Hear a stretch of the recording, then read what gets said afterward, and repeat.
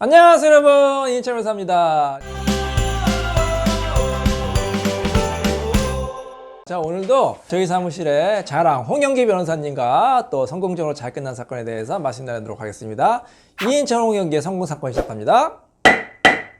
홍 변호사님, 재판하다 보면 이제 서울 사건도 많지만 이제 지방 사건 많잖아요. 이제 오는 사건도 굉장히 이제 먼 곳인데 좀 먼 곳에 이렇게 재판하러 가면 좀 어때요? 좀 많이 힘들지 않아요? 뭐 힘들기도 한데요. 네. 자주 안 가보는 곳 가서 뭐 여행도 하는 기분으로 네. 이렇게 보람차게 이렇게 다니고 있습니다. 네. 그러면은 이제 꼭 오는 사건 아니겠지만 이제 여러 지역인을 다녀봤잖아요. 어디 가봤어요, 법원? 어디 법원? 경상도 쪽도 가봤고요. 경상도 어디요? 안동이라든지. 안동. 예, 안동도 뭔데? 예, 대구, 대구. 뭐 영도, 부산, 뭐 부산. 예, 전국적으로 다 다녀봤고, 뭐 전라도 쪽에도 장흥, 네, 광주, 뭐 해남주, 해남까지. 예, 제주도도 가잖아요. 예, 제주도도 갔다 왔습니다. 제주도도 가고 강원도도 가고. 그러면 이제 교통편이 다 다르잖아요. 예, 뭐 제주도 같은 경우 비행기 타고 갔다 오면 되겠고, 그 다음에 이제 뭐 KTX를 주로 타고 가고. 근데 KTX가 또 안 되는 또 멀리 가는 데도 있죠. 예. 어디가 교통이 제일 멀어요?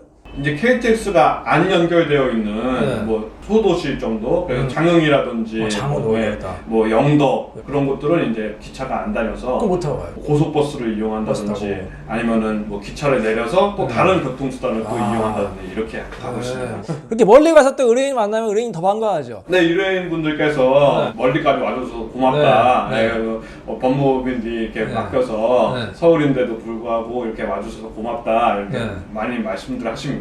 자, 오늘도 이제 멀리 있는 지역 사건인데 이제 춘천인데 춘천도 이제 관할이 넓어요. 그래서 아주 멀리 있는 그 법원 사건입니다. 소송대리 법무원리 담당 변호사 홍영기 변호사님 사건. 자, 오늘은 어떤 사건이에요? 예, 저희 의뢰인께서 이혼을 청구를 한 사건이고요. 네. 그다음에 이제 상대방께서 부정행위로 집을 나가셨어요. 바람 피고 집을 나왔구나. 예. 그래서 이제 아이들을 이제 혼자 양육하시면서 이렇게 이혼을 청구하신 사건입니다. 아이고, 많이 이제 고생하셨겠네. 그러면은 그 외도의 증거가 있었나요? 예, 저희가 이제 상간녀에 대해서 네. 위자료 청구 소송을 해서요. 예, 그래서 그 판결을 받아서 그 판결문도 증거로 추가로 제출을 하였습니다. 이제 아내분이 이제 그 남편이 바람 폈다 그러면 이제 많이 힘들었겠죠. 그래서 이제 선택이 있는데 이혼과 동시에 이제 상간녀 상대로 공동 피고로 소송하는 방법이 있고 상간녀만 상대로 이제 소송하는 방법이 있잖아요. 상간녀 소송. 근데 홍 변호사님 개인적으로 어때요? 상간녀 사건이 좀 어려워요? 이혼 사건이 어려워요?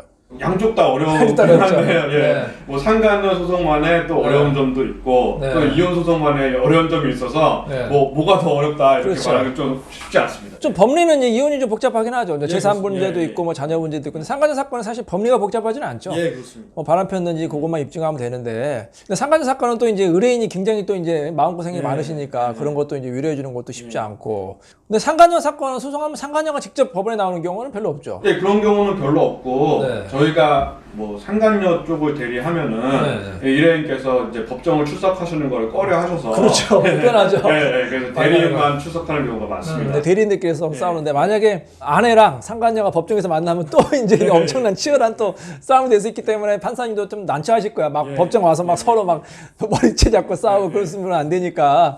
그래서 대부분 이제 상간녀 사건은 이제 그 변호사가 대리는 나오죠. 그래서 나와서 이제 소송하는데 이 사건은 이제 상간녀 사건은 이제 아내가 이제 판결문을 받았고 순서 판결문을 받았고 그거를 이제 증거로 냈으니까 뭐 거기에 대해서는 당연히 인정이 됐겠구나. 자, 근데 판결까지 간 게 아니라 중간에 이제 합의로 이제 결론이 나왔네요. 예, 그렇습니다. 저희가 이제 조정기일을 잡아주셔서 법원에서 조정기일에 출석을 하였고요.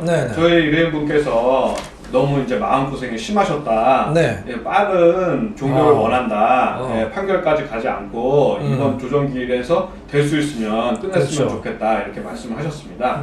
저도 이제 판결까지 가는 것보다는 조정으로 원만하게 합의하는 게 좋다. 이제 누누이 강조드리는데 사실 판결보다 조정으로 끝나는 게 좋죠. 예, 그렇습니다. 예, 의뢰인도 뭐 좀 만족해 하시고 다 좋아요. 사실 조정으로 끝나면 의뢰인도 좋고 변호사도 좋고 판사도 좋아요. 판사님도 이제 판결까지 가면 또 치열하게 또 다투고 또 판결문 써야 되는데 조정 가면 결론만 이제 쓰면 되니까 사실 좋고 또 원피고가 원만하게 또 합의하는 거니까 다 좋은 것 같아요. 근데 이 조정이라는 게 사실 쉽지가 않아요. 그죠? 조정이라는 거 정말로 양 당사자 간에 서로 조금씩 양보해 가지고 해야 되는 건데 사실 조정을 잘하려면은 이 변호사가 어떻게 해야 되느냐 뭐 저도 홍 변호사한테 누누이 좀 교육도 많이 시켰잖아요. 조정을 잘하는 법에 대해서 판사를 설득하는 것도 중요하고 상대방 설득하는 것도 중요하지만 우리 의뢰인을 설득하는 것도 중요해야 돼요. 왜냐하면 우리 의뢰인도 좀 양보를 해야 되는 거니까. 그래서 이제 뭐 우리 홍 변호사님만의 노하우 같은 거 있어요? 의뢰인이나 상대방을 좀 어떻게 설득을 시키고 있어요? 저도 뭐 초반에는 네. 잘 어떻게 이제 조정해야 되는지 쉽지가 않았는데 몇 번 이제 조정 기일에 대표님과 이렇게 제가 같이 네. 출석할 기회가 많았습니다. 제가 조정하는 거 옆에서 잘 보셨죠? 그 대표님께서 이제 의뢰인 입장에서 상대방이랑도 이렇게 다툴 때는 또 다퉈주시고 또 저희 의뢰인도 이렇게 양보할 거는 또 양보를 하라 이렇게 중간에서 많은 조정을 해주셔서 원만하게 이렇게 조정이 이루어지는 걸 보고 아 저렇게 조정을 해야 되는구나 이런 걸 많이 배웠고요. 그래서 저도 이제 그런 배운 부분들을 조정해서 이렇게 하고 있습니다. 우리 그냥 홍 변호사님이 굉장히 습득력이 빠른 것 같아. 처음 몇 번은 좀 어려워하더니 지금 굉장히 능숙하게 잘하고 있습니다. 자, 그래서 이 사건도 조정으로 잘 끝났는데 그래서 어떻게 잘 끝났어요? 의뢰인 분께서는 이제 자녀들을 다 키워야 되는데 재산 분할 액수가 좀 많았으면 좋겠다. 그렇죠. 이렇게 생각을 하셨고 저한테 말씀을 해주셨어요. 그 전에. 그런데 이제 또 상대방은 그렇게 재산이 많지는 않으셨어요. 그래서 이제 상대방이 재산으로 할 수 있는 부분들은 재산으로 이전을 받고 그다음에 저희 의뢰인께서 걱정하시는 대학 등록금을 많이 걱정을 하셨거든요. 그렇죠. 그래서 이 대학 등록금도 이제 부담을 하기로 조정이 이루어져서 조정을 성립할 수 있었습니다. 여기 대학 등록금까지 정말로 잘했네. 왜냐하면 사실 조정에서 어려운 게 뭐냐면 뭐 상대방도 우리 상대방이긴 하지만 또 협조적인 상대방도 있어요. 본인도 이제 많이 해주고 싶은데 돈이 없다. 당장 재산 분할을 많이 해주고 싶은데 돈이 없다. 근데 또 아내 입장에서는 애들을 키워야 되고 또 집도 있어야 되는데 뭐 집값이 또 좀 비싸요. 그러니까 사실 이게 굉장히 어려운데 그래도 다행히 또 상대방이 아이들 양육비, 대학 등록금까지 또 지원을 상대방도 굉장히 또 좋으신 분이네요. 상대방도 지금 저희 의뢰인께서 아이들과 같이 지내고 계시는 아파트도 이전을 하시고 그다음에 이제 대학 등록금도 부담을 하겠다 이렇게 조정을 하셨습니다. 통큰 양보를 했네. 그걸 또 이끌어낸 게 또 홍 변호사 아닙니까? 정말로 잘하셨네. 야, 이게 사실 대학 등록금 받는 게 쉽지 않거든요. 잠깐만요. 제가 한번 보여드릴게요. 자, 조정 조항 중에 다른 거는 뭐 말씀 안 드리고 요거 볼게요. 피고는 추후 사건 본인들에 대한 입학시부터 졸업시까지 대학 등록금, 입학금, 등록금 다 돼 있네요. 입학금, 등록금도 일체를 전액 부담한다. 와, 정말 잘 나온 겁니다. 박수.